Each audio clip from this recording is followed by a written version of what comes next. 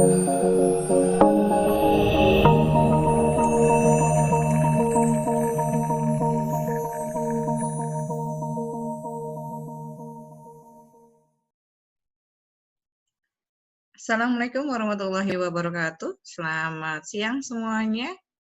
Ketemu lagi dengan saya Lili Indasari, dan jangan lupa tonton terus di link saya di Lili Indasari.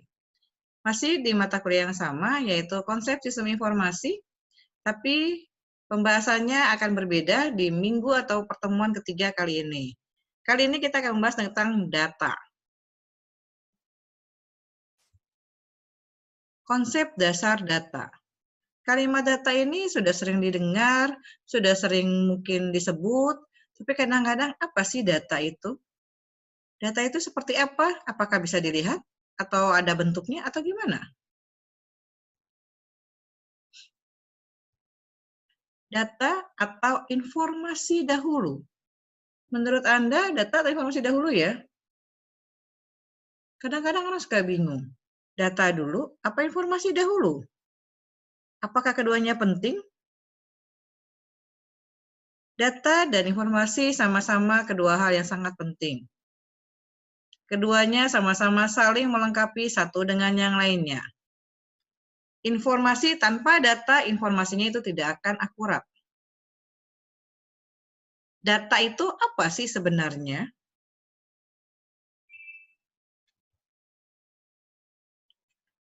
Secara singkat, kadang-kadang deskripsi data itu dilihat dari suatu kejadian yang kita bisa hadapi. Seperti apa? Contoh misalnya, kadang kita suka melihat orang yang tabrakan, kemudian ngelihat sesuatu hal, itu bisa dianggap data? Mungkin bisa.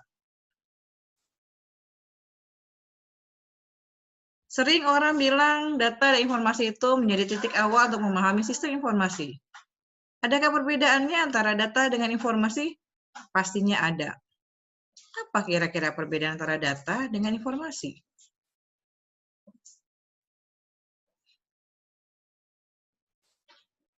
Kalimat data, informasi sudah sering orang ucapkan, sudah sering orang gunakan, cuman secara deskripsinya mungkin kadang-kadang suka bingung. Di sini, data secara konseptual merupakan tentang benda, kejadian, aktivitas, transaksi yang tidak berpengaruh secara langsung kepada pemakainya. Kenapa?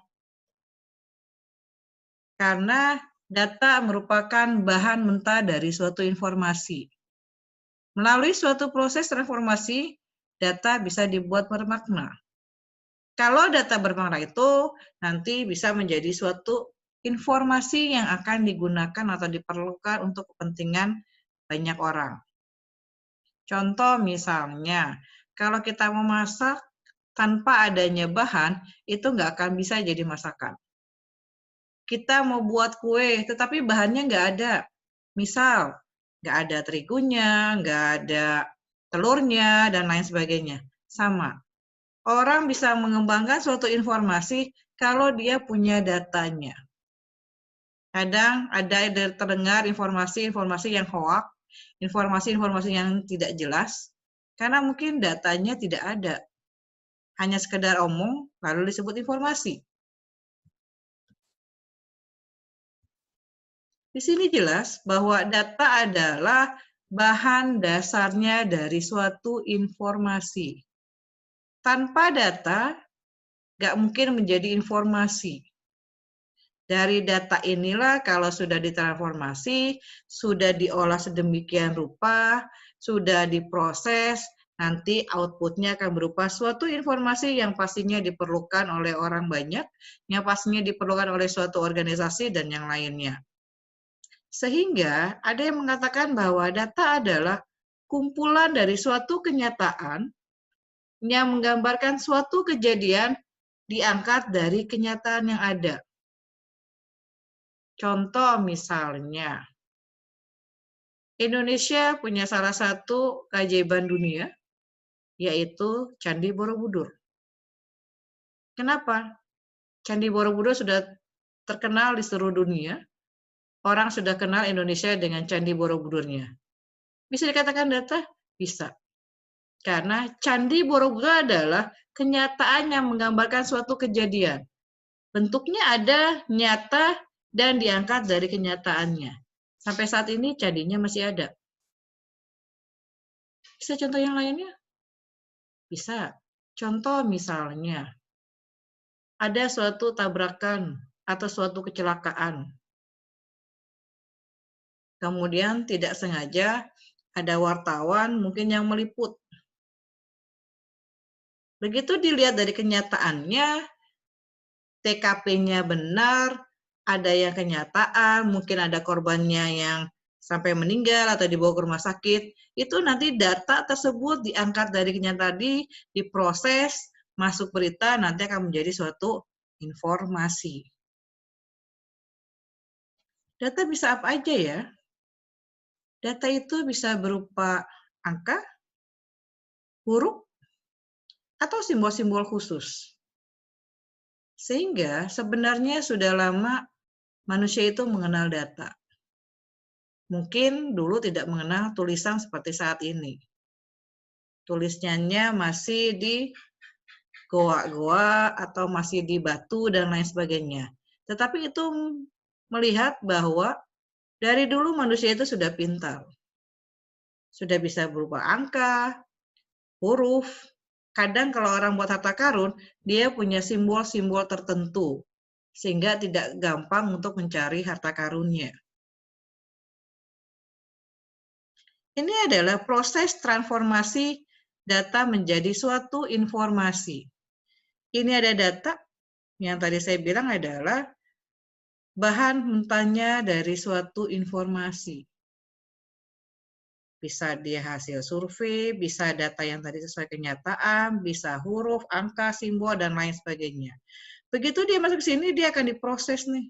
Sedemikian rupa ditransformasi, kemudian nanti data ini akan disimpan, kemudian nanti setelah proses pasti ada output-nya. Output inilah yang menjadi data informasi.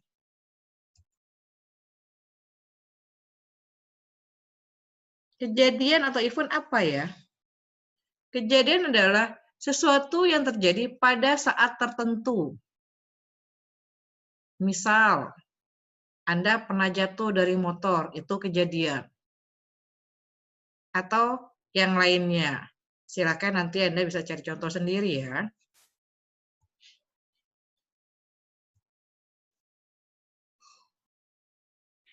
Kesatuan nyata atau fakta.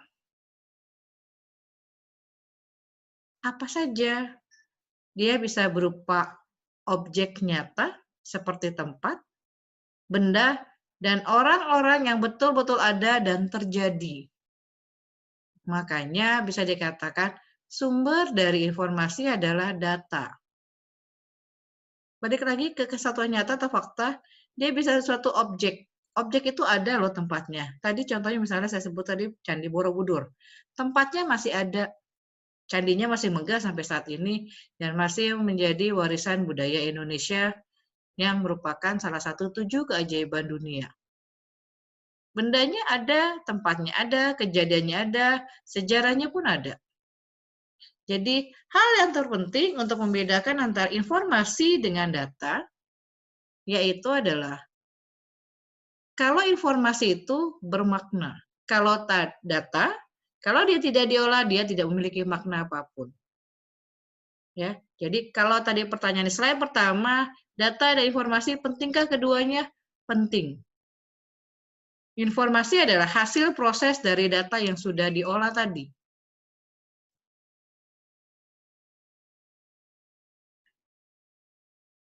Yang namanya data saat ini sangat diperlukan dalam berbagai hal.